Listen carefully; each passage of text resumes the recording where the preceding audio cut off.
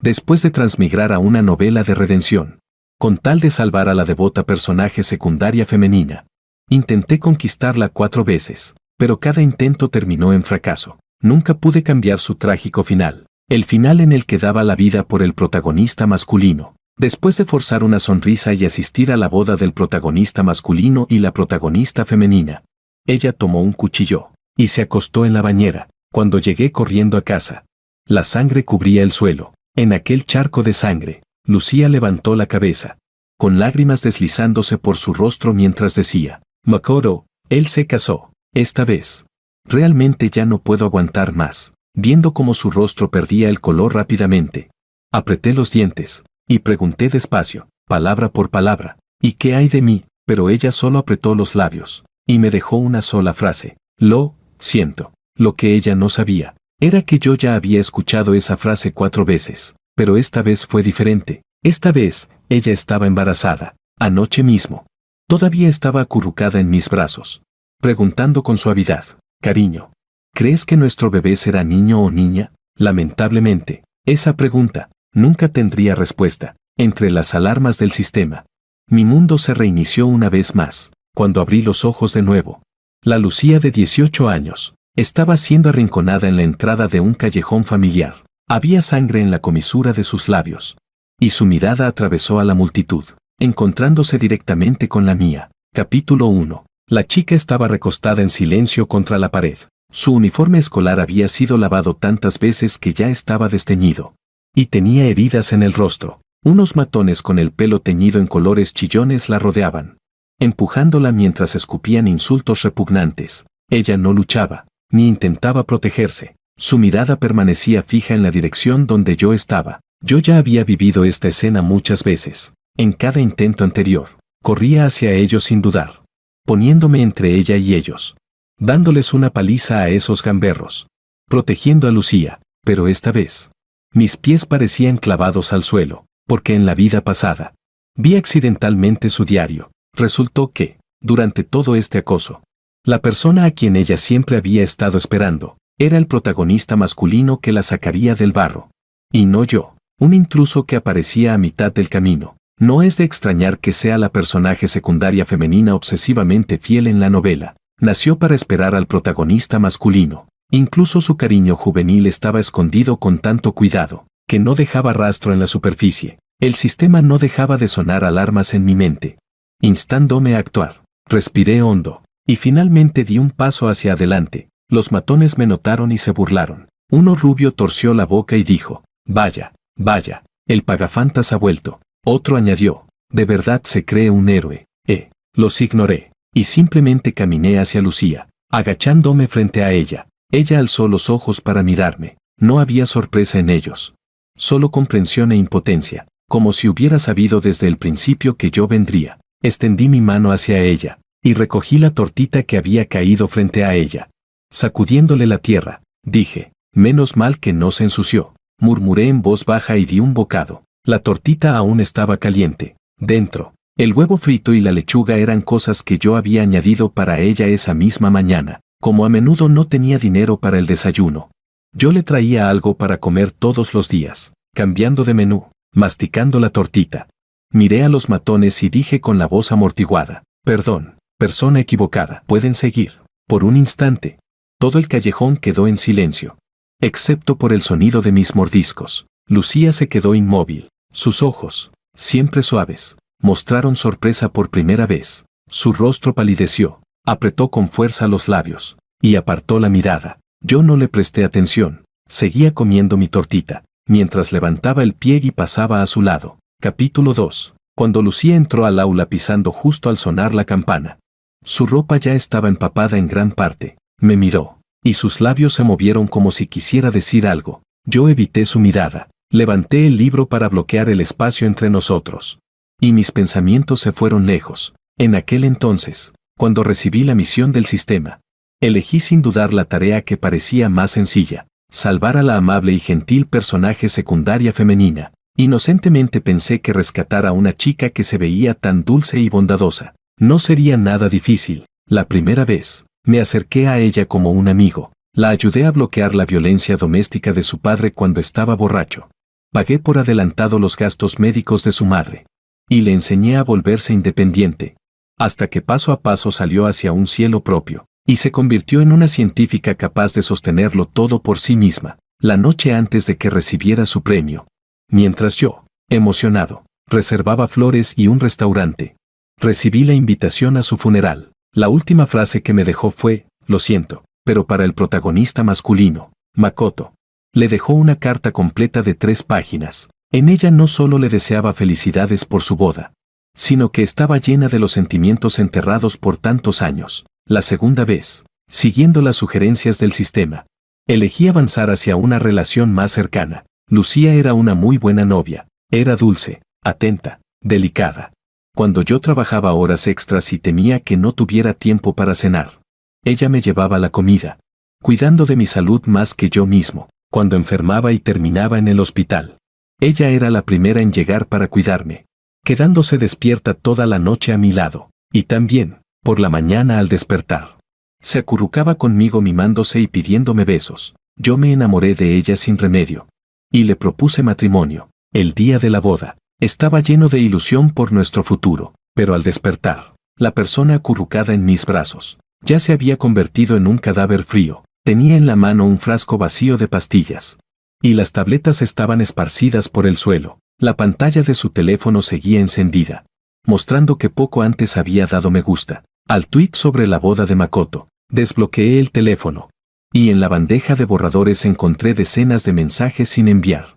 Todos deseándole felicidad a Makoto. La tercera vez, la cuarta vez, siempre terminaba igual. Un momento antes, aún me enviaba mensajes preguntando, cariño, ¿qué quieres cenar esta noche? Y al siguiente, cuando yo regresaba corriendo a casa, ella ya había saltado desde la azotea, hasta esta vez, claramente, la noche anterior, cuando me dijo que iba a ser padre.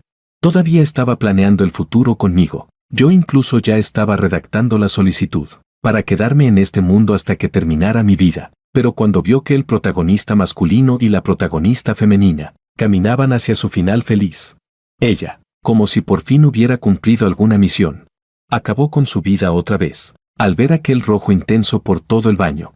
El mundo que había mantenido a la fuerza, se derrumbó por completo. Había hecho tanto esfuerzo para protegerla en cada punto, en el que el protagonista masculino pudiera afectarla, cuidando cada detalle, pero nunca bastaba, nunca podía detenerla. Finalmente entendí que la devota personaje secundaria femenina, aquella que en la novela siempre esperaba al protagonista masculino, no era alguien que pudiera ser salvada por otro. Esta vez, realmente estaba agotado, no podía salvarla.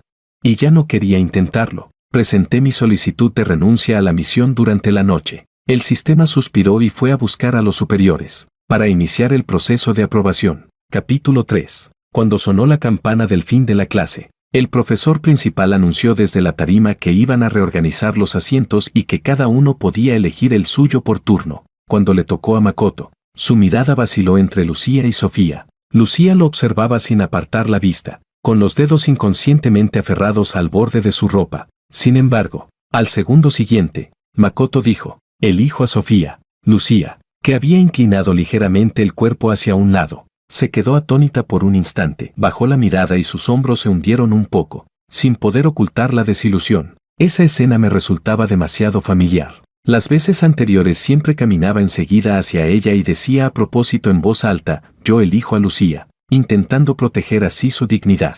Pero esta vez, miré el asiento vacío al lado de la chica problemática Sofía y caminé directamente hacia él para sentarme. Sofía estaba recostada sobre la mesa durmiendo. El sonido de mi silla la despertó. Me lanzó una mirada molesta. Dijo, ¿qué tanto ruido haces? No le respondí y me puse a ordenar mis libros por mi cuenta. Por el rabillo del ojo vi a Lucía sentada sola junto a la ventana. El asiento a su lado seguía vacío. Su figura, allí tan sola, se veía desolada. Cuando sonó la campana del descanso, Lucía caminó hasta mi pupitre. Dijo, Jorge, ¿tú por qué? Apenas había empezado a hablar cuando Sofía llegó corriendo como un torbellino. Soltó un bufido y dijo, Jorge, préstame tu tarea de matemáticas para copiarla. Rápido, sin ninguna vergüenza. Sofía estiró la mano para coger mi cuaderno. En el rostro sereno y amable de Lucía apareció un atisbo de desagrado. Miró a Sofía y le entregó su propio cuaderno. Dijo, usa el mío. Sofía se quedó sorprendida por un segundo,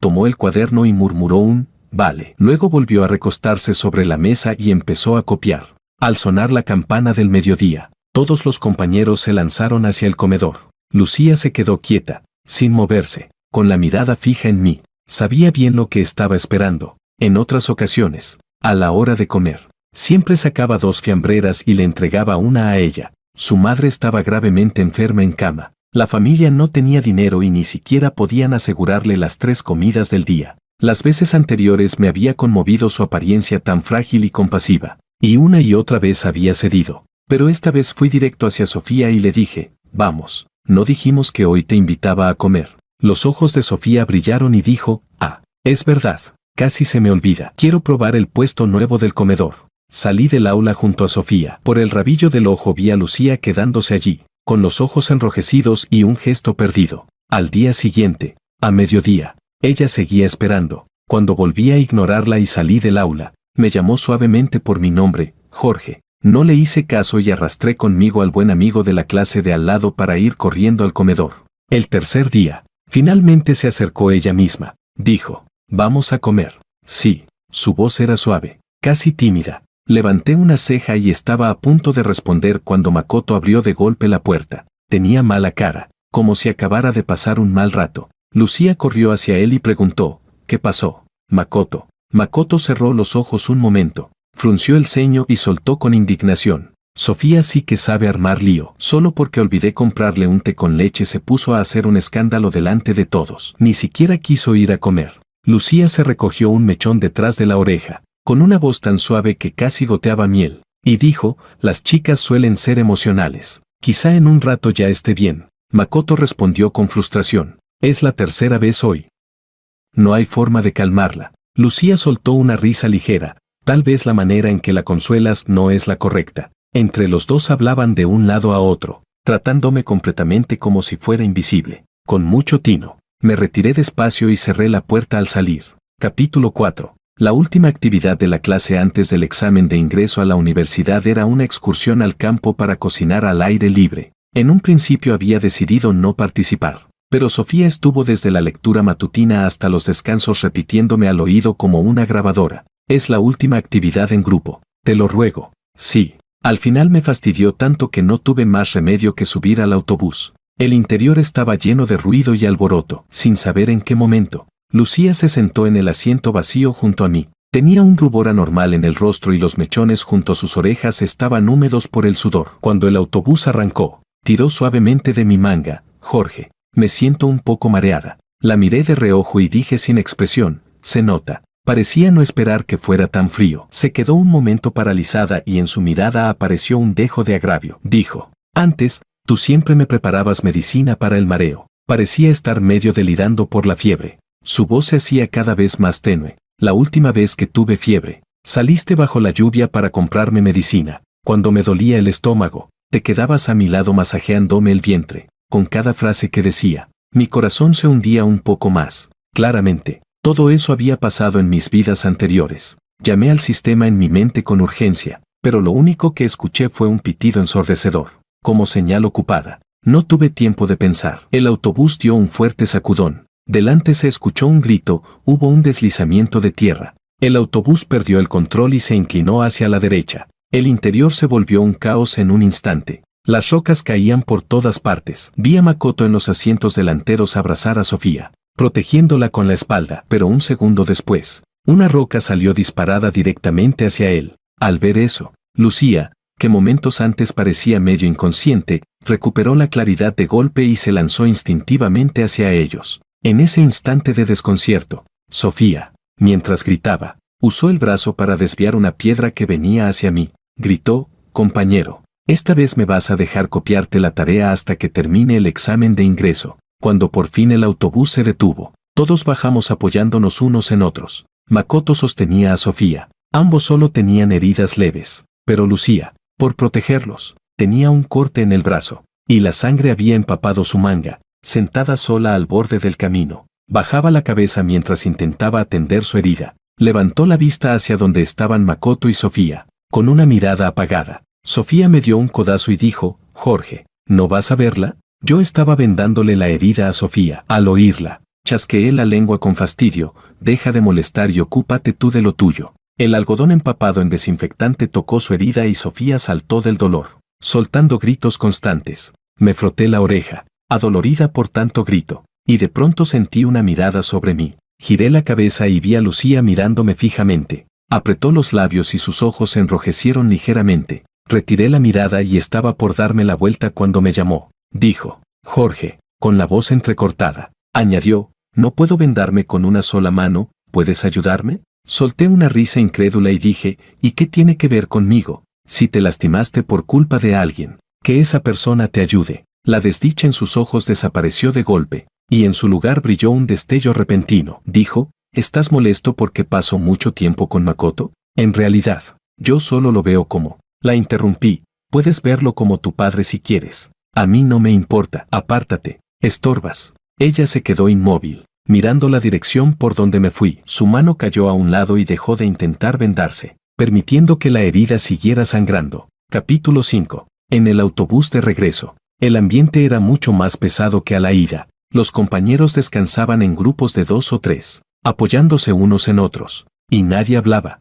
De repente, Sofía se puso de pie y anunció que faltaban 500 yuanes del fondo de la clase. Dijo, antes de subir al autobús todavía estaban en el bolsillo exterior de mi mochila. Fruncía el ceño mientras revisaba su mochila. El autobús estalló en alboroto. No se sabe quién gritó primero, revisemos las mochilas. El dinero seguro no ha salido de aquí. Entre los gritos de apoyo y el caos, Lucía abrazó con fuerza su viejo bolso. Ese gesto tan sutil llamó la atención de todos. Una chica preguntó, Lucía, ¿qué llevas en tu mochila? El rostro de Lucía se quedó pálido al instante. Murmuró, solo unos libros. Déjanos ver.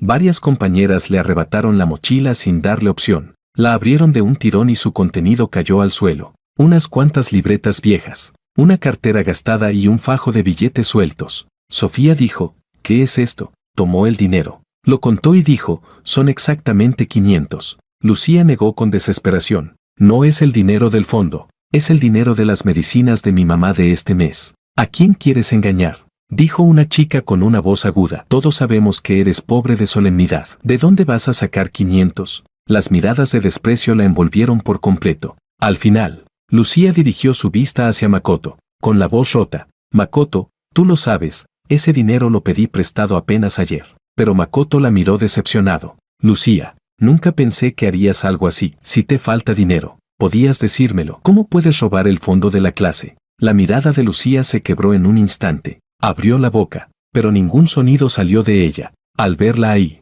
tan desamparada, me vino a la mente cómo, en mis vidas anteriores, siempre había sido yo quien daba la cara por ella en cuanto surgía un malentendido. Pero esta vez, aunque no quería volver a involucrarme con ella, tampoco quería hacerme el ciego sabiendo perfectamente la verdad. Finalmente levanté la mano y señalé la rejilla del equipaje. Dije, con resignación, ¿no será eso de ahí el dinero que están buscando? Todas las miradas se dirigieron hacia arriba. Un fajo de billetes estaba atascado entre las rendijas del portaequipaje. El autobús quedó en silencio al instante. Los compañeros se miraban unos a otros, incapaces de articular una palabra por la vergüenza. Makoto reaccionó primero y se disculpó en voz baja. Sofía también, con las mejillas encendidas, murmuró un perdón. Pero Lucía solo me miraba a mí, con los ojos brillando de una manera sobrecogedora. Al bajar del autobús, corrió detrás de mí, su respiración entrecortada. Dijo, Jorge, espera. Me detuve y observé su expresión nerviosa. La herida en su brazo estaba sangrando de nuevo, tiñendo de rojo la venda improvisada. Ella dijo, lo de hace un momento, gracias. Apretó los labios, hablando con incomodidad. Asentí y di un paso atrás. No fue nada, solo que justo eras tú ahí. Pero si hubiese sido otra persona también habría dicho algo. Al fin y al cabo, simplemente vi el dinero por casualidad. Jorge, ya lo he pensado bien. Justo cuando estaba por irme, volvió a sujetar mi manga, con urgencia en la voz y una luz inquieta en los ojos. Dijo, antes fue culpa mía. No debí estar tan cerca de Makoto todo el tiempo. A partir de ahora mantendré distancia con él. Jorge, no me ignores. Sí, esta vez hagámoslo bien. De acuerdo. Escuchando aquel comentario sin sentido, me convencí aún más de mi sospecha. Efectivamente, ella había recuperado todos los recuerdos. Si era así, No tenía ganas de seguir dándole vueltas ni jugando a las adivinanzas. Dije, Lucía. La interrumpí directamente, con una calma que incluso me sorprendió. Dije, lo recuerdo todo, igual que tú. Recuerdo cada vida. El color desapareció de su rostro al instante. Sus labios temblaron. ¿Tú lo recuerdas todo? No quería perder más tiempo. Me di la vuelta para irme, pero ella volvió a bloquearme el paso. Dijo, Jorge, pero en el segundo siguiente, ¿qué hacen ustedes dos? Sofía apareció de quién sabe dónde y se metió entre nosotros con total desfachatez. Miró a Lucía, luego me miró a mí, ladeando la cabeza. ¿Qué susurros son esos? ¿Me cuentan también? Aproveché la interrupción y me aparté un poco. Nada, justo vamos por el mismo camino. Vámonos. Sofía sonrió radiante y caminó a mi lado. Por supuesto, yo no sabía que, después de que me fui, Lucía se quedó quieta exactamente en el mismo lugar, mirando hacia donde había desaparecido, perdida y desolada. Su brazo herido colgaba sin fuerzas a un costado, y con la otra mano empezó, poco a poco, a arrancar la costra recién formada de la herida hasta que la sangre volvió a teñirle todo el brazo. Capítulo 6. Desde aquel día, Lucía se convirtió en una sombra silenciosa que empezaba a aparecer en cada rincón de mi vida. Cada mañana, al llegar a la escuela, siempre había una botella de leche tibia sobre mi pupitre. Después de terminar el partido, ella seguía detrás de mí en silencio, sosteniendo una botella de agua. Cuando llovía, en la puerta del aula siempre había un paraguas preparado de antemano. Toda la delicadeza y las atenciones cautelosas que antes le daba a Makoto, ahora las había trasladado por completo a mí. Intenté devolverle la leche en persona, pero ella solo bajó la cabeza y dijo, con un tono agraviado, si no la quieres, simplemente tírala. Y al día siguiente, volvió a dejar otra. Esta situación continuó así hasta el día del examen de ingreso a la universidad.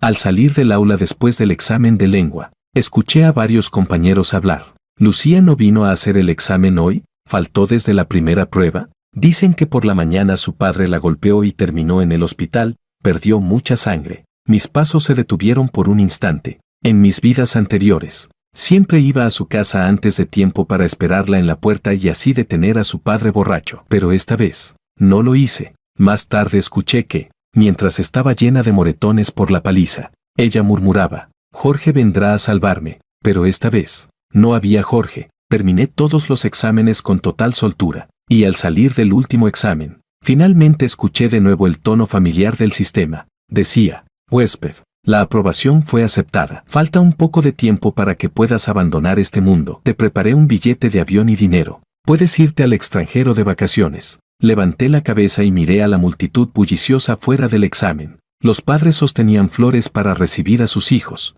Entre la gente, vi a Lucía. Estaba en el borde más externo, mirándome fijamente. Cuando nuestras miradas se cruzaron, sus ojos brillaron, como si quisiera caminar hacia mí, pero giré rápidamente y me mezclé con la multitud, sin volver la vista atrás. No imaginé que ese poco tiempo del que hablaba el sistema sería de 7 años. Terminé la universidad en el extranjero. Encontré un buen trabajo y mi vida fluía sin obstáculos. A veces intercambiaba productos locales con Sofía por correo, pero aparte de eso, no tenía contacto con ningún antiguo compañero de clase. Tampoco pensé que volvería a encontrarme con Lucía. Había perdido la inocencia juvenil, y su aspecto era exactamente igual al que recordaba después de casarnos en otra vida, solo que entre sus cejas, siempre suaves, ahora había un toque de oscuridad y obsesión. Fui golpeado por varias personas desde atrás y perdí el conocimiento. Cuando desperté, descubrí que estaba encerrado en un sótano. Tenía unas pesadas cadenas de hierro sujetando mis manos,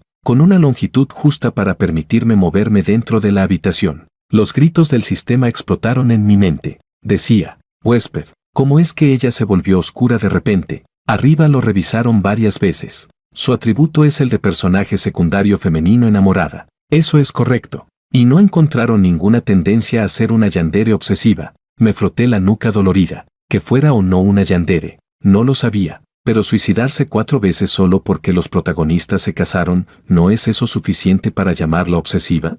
El diagnóstico de arriba era claramente poco fiable. Cuando Lucía abrió la puerta y entró, traía una bandeja de comida en las manos. Colocó con cuidado la comida en la cabecera de la cama y dijo con una voz suave y envolvente, «Ya despertaste». Se sentó junto a la cama, tomó mi mano y la rozó contra su mejilla. Sonrió dulcemente y dijo, «Te he buscado durante 7 años, te he pensado cada día». Retiré mi mano con impaciencia. pero ella se aferró con terquedad a mi brazo. Su voz ronca. Estos 7 años, en cada ciudad, en cada país, nunca me rendí. Con expresión indiferente, dije, ¿y qué si me encontraste? Su voz se detuvo un instante y cuando volvió a hablar, sonaba apresurada. Al encontrarte, quiero explicarte, dijo. Lo sé que antes realmente te fallé. Fue mi culpa. Por eso yo levanté la mano para interrumpirla. ¿Y por eso ahora me encierras aquí? Eso es tu forma de compensar. Se quedó sin palabras por un momento. Cuando levantó la mirada, el rabillo de sus ojos estaba rojo. Con la voz entrecortada,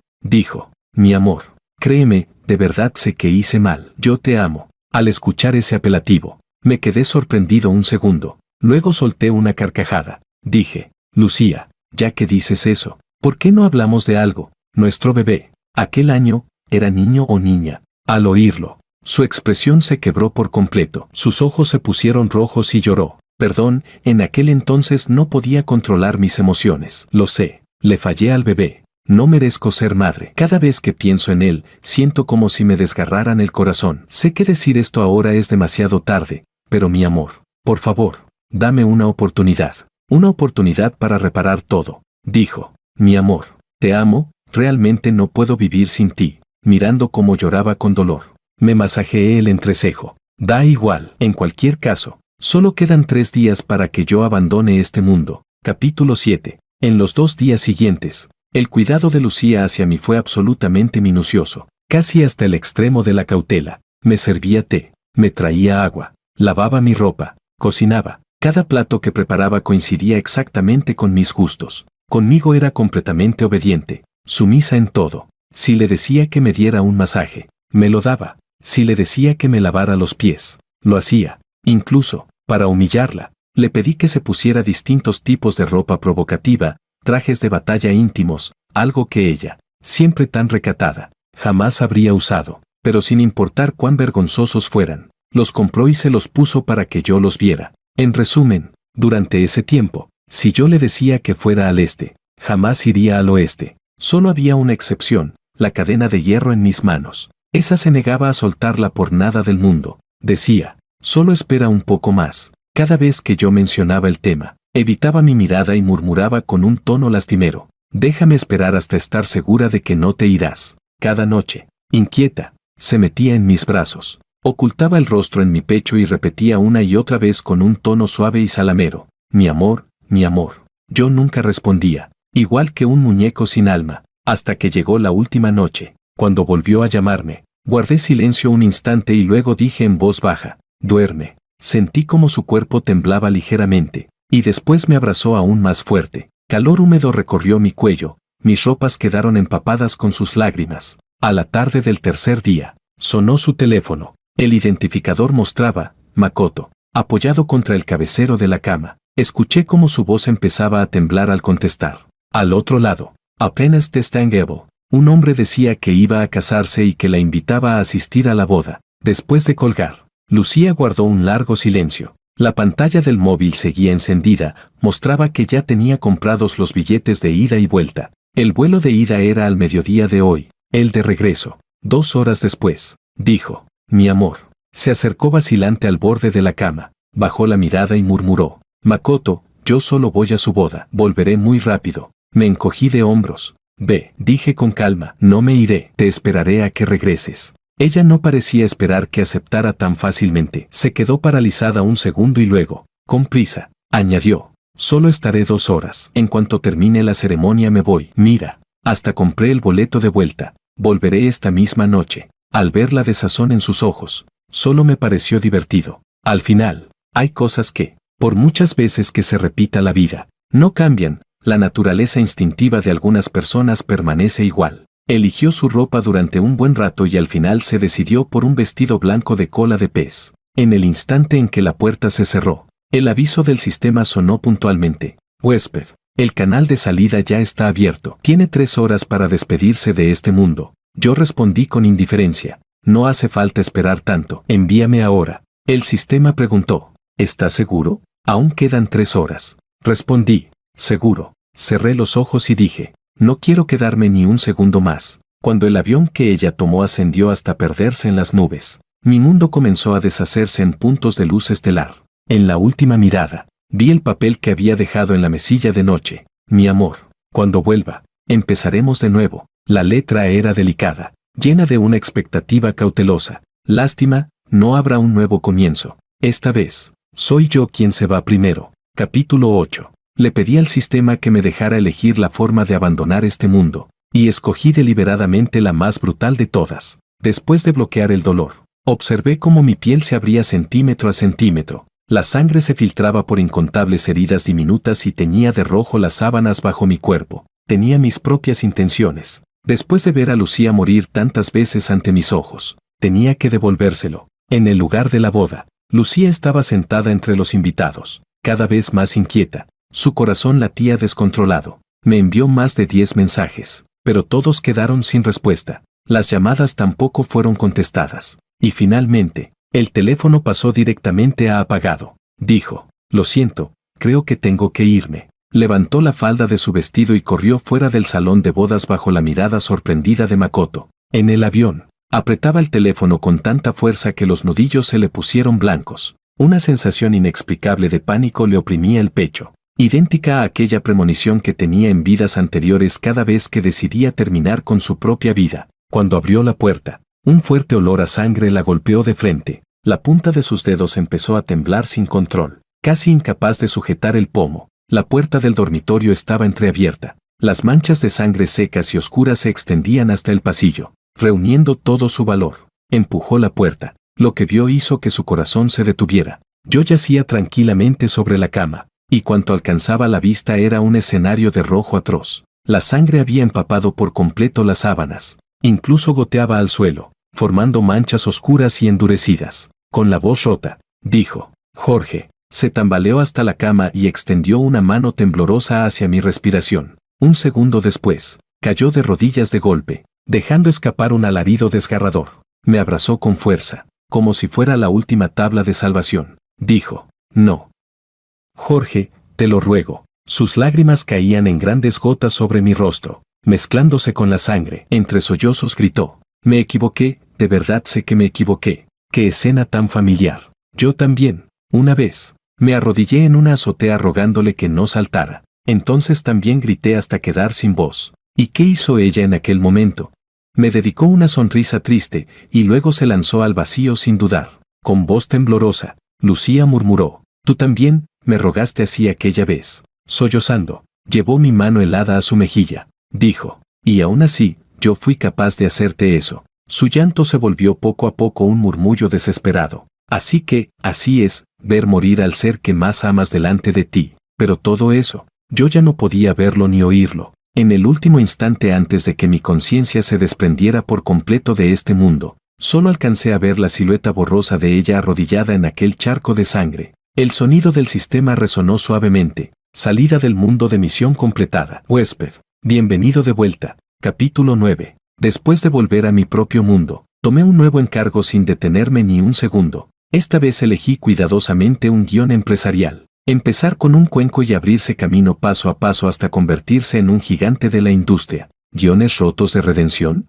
Jamás vuelvo a aceptar uno de esos. En el nuevo mundo, estaba ocupado expandiendo el mercado, desarrollando productos y viviendo días increíblemente productivos. Un guión de protagonista poderoso es mucho más entretenido que esas historias de amor empalagosas. Ese día, mientras revisaba los informes trimestrales, el sistema apareció de repente para charlar. Huésped, ¿sabía? Le pasó algo grave a Lucía. Sin levantar la cabeza, seguí leyendo los documentos y dije con impaciencia, ¿qué pasa? ¿Se suicidó otra vez? Respondió, peor que eso. La voz electrónica del sistema llevaba un tono de chisme excitado. Dijo, ella cremó tu cadáver de aquel mundo, puso las cenizas en una urna de cristal personalizada y duerme abrazada a ella todos los días. No va a ninguna parte. Se queda todo el tiempo en el dormitorio donde ustedes se vieron por última vez. Alcé una ceja y seguí pasando páginas del informe. El sistema continuó. Y lo más aterrador.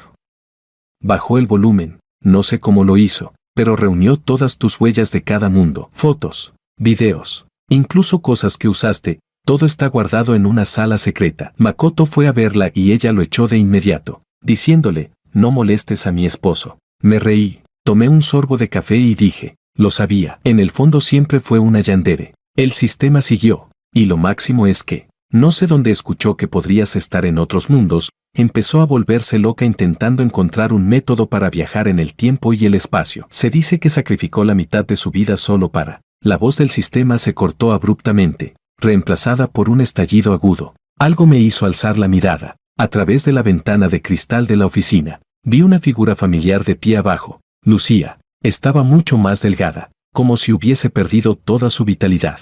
El rostro, pálido hasta lo enfermizo, pero sus ojos brillaban con una intensidad estremecedora, mirándome fijamente. El sistema tartamudeó. Ella realmente vino. La miré con calma. Incluso le esbocé una sonrisa que se transformó poco a poco en una mueca fría. Luego retiré la vista. Presioné el botón del intercomunicador interno y dije, Ana, prepárate, adelantaremos la adquisición de esa empresa tecnológica. El sistema gritó, huésped, ¿qué hacemos? Está abajo. Me reí. ¿Cuál es el apuro? Firmé el último documento con total tranquilidad.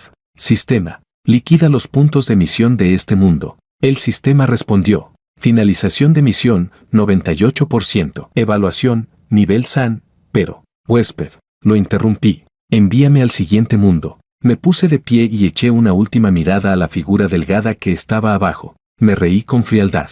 Veamos cuántas vidas puede sacrificar. Cuando la luz blanca de la teletransportación me envolvió, vi a Lucía lanzarse desesperada hacia la entrada del edificio. Lástima que aún llegó tarde. Una vez más, no logró alcanzarme. Cerré los ojos y pensé, corre, sin importar cuánto lo intentes, jamás podrás alcanzarme. Capítulo 10. Durante los descansos entre mis misiones, regresé a visitar a Sofía 2 veces. La primera fue en su boda. Me senté en silencio en la última fila y miré a aquella chica que antes era una pequeña alborotadora extrovertida y vivaz, ahora vestida con un traje de novia blanco y puro, llena de timidez. Al terminar la ceremonia, me vio, y sus ojos se iluminaron al instante. Tirando del brazo del novio, corrió hacia mí emocionada. Dijo, Jorge, este es mi compañero de pupitre del que siempre te hablo. Le presentó al novio con una gran sonrisa y luego volvió hacia mí. Este es mi esposo, David.